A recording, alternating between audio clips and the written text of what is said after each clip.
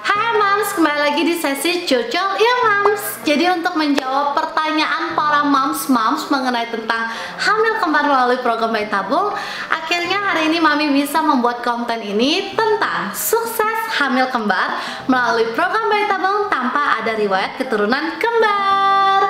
Singkat cerita, untuk Mams yang belum kenalan dengan Mami dan mungkin baru pertama kali lihat YouTube channel Mami, nama Mami adalah Lina Melia. Mami berumur 27 tahun, jalan 28 tahun, dan Mami adalah pejuang bayi tabung yang sudah memiliki 2 anak dari 2 kali program bayi tabung. Program bayi tabung yang pertama, Mami mendapatkan Louis Scarlett yang sekarang umurnya baru aja 3 tahun. Program bayi tabung kedua, Mami mendapatkan Louis Axel yang sekarang berumur 17 bulan. Nah, kenapa sih Mami melakukan program bayi tabung? Jadi mungkin Mams sudah sering lihat di YouTube channel Mami yang lain alasan Mami melakukan program bayi tabung. Jadi singkat cerita, Mami itu PCOS yang dimana tuh menstruasinya nggak teratur, bisa 3 bulan sekali, 4 bulan sekali, pokoknya nggak teratur. Kita nggak bisa mastiin kapan kita suburnya. Lalu saluran tuba Mami itu sebelah kiri udah diangkat. Kenapa? Karena sempat ada pelengketan yang sehingga membuat Mami udah PCOS, mensnya nggak teratur, nggak subur.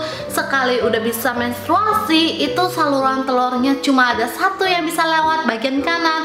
Otomatis kesempatan Mami untuk bisa mendapatkan momongan dalam program normal itu makin kecil. Sampai akhirnya dokter kandungan di rumah sakit yang bukan program bayi tabung itu tuh sampai kasih option ke Mami, kayaknya lu cuma bisa program bayi tabung baru bisa dapetin anak.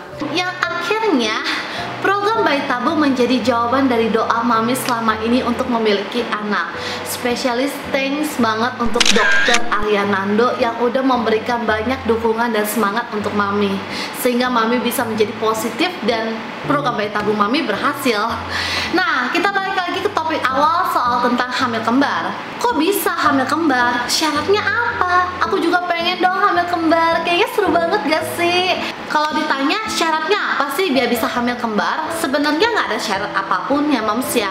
Mau badannya kurus banget itu kan sebenarnya tergantung keadaan rahim kita ya Mams ya.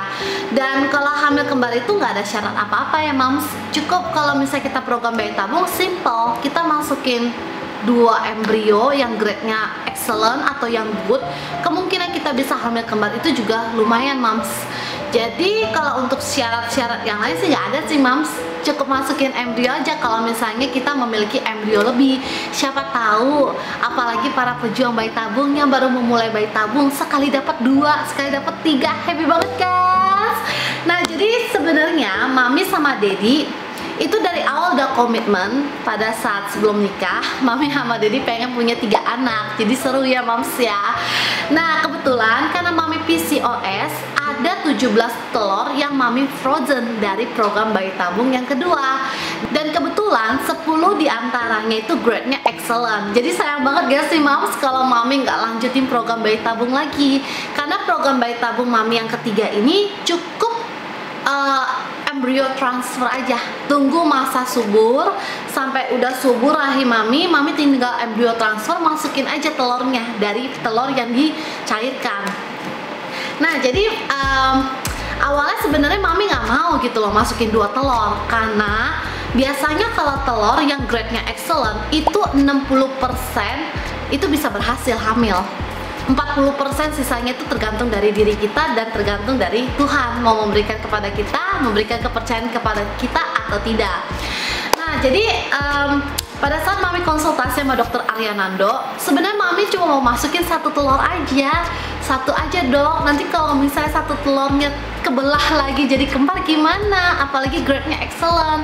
Nah, setelah Mami konsultasi sama dokter Arianando, dokter Arianando menjelaskan kalau misalnya dari riwayat keturunan antara Mami atau Dedi itu nggak ada kembar, untuk 1 telur bisa terbelah jadi 2 itu kemungkinannya tuh kecil. Nah, jadi itu sebenarnya yang dari awal Mami takutin, kalau misalnya Mami taruh 2, dua-duanya kebelah jadi 4 anak. Pusing gak sih? Takutnya nanti nempel-nempel Mami bilang. Nah, dokter Ariana Arianando juga menjelaskan kalau misalnya biasanya tuh janin yang nempel itu organ tubuhnya itu biasanya dari satu telur yang terbelah. Kalau misalnya mami nggak punya riwayat soal keturunan kembar, mami cukup masukin dua telur embrio mami itu ke dalam rahim mami. Itu kalau misalnya jadi dua-duanya itu bakal kembar fraternal atau kembar yang non identik, dan untuk bisa kemungkinan tuh organ nempel-nempel itu tuh jauh kecil banget. Nah itu jadi membuat mami makin oh begitu ya ternyata dok, karena selama ini kembar yang dalam pikiran mami itu ya nanti nempel, apalagi perut saya kecil, takutnya nggak cukup space-nya, dan mami juga takut nanti lahirnya prematur. Nah setelah dapat dukungan dari dokter Arianando, penjelasan dari dokter Arianando yang sangat jelas banget, padahal pasiennya banyak banget ya mams ya, soal kembar yang fraternal yang non identik itu kemungkinan untuk bisa nempel itu juga kecil banget. Untuk kelahiran prematur itu juga biasanya bakal dijaga sama dokter, akan dicek terus keadaan fisik kita, rahim kita, dan biasanya dari riwayat-riwayat pasien dokter Arianando yang kembar itu tetap lahirnya tuh pas gitu, 36 weeks, 37 weeks. Akhirnya mami dan daddy memutuskan masukin 2 telur saya, soalnya ada 17. Nah jadi setelah mami masukin 2 telur embrio grade excellent ke dalam rahim mami, yang mami rasakan itu 11 hari setelah embrio transfer. Mungkin kalian bisa cek di YouTube channel mami nih. Ini mami udah jelasin semuanya. Nah buat para moms mungkin yang belum tahu soal tentang kembar, jadi kembar itu digolongkan jadi 2 lagi ya moms ya, kembar identik sama kembar fraternal.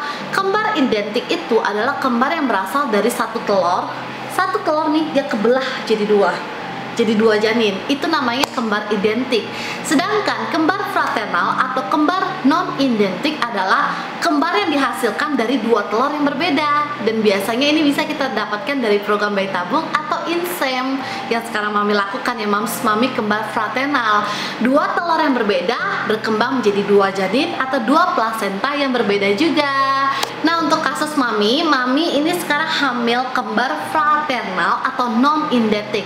Jadi buat para moms yang pengen banget punya anak kembar tapi nggak punya keturunan kembar, kalian bisa ngedapetin dari program bayi tabung atau insem, dan mami udah ngebuktiin. Mami sekarang hamil kembar, ini udah trimester kedua ya moms ya, jalan 4 bulan.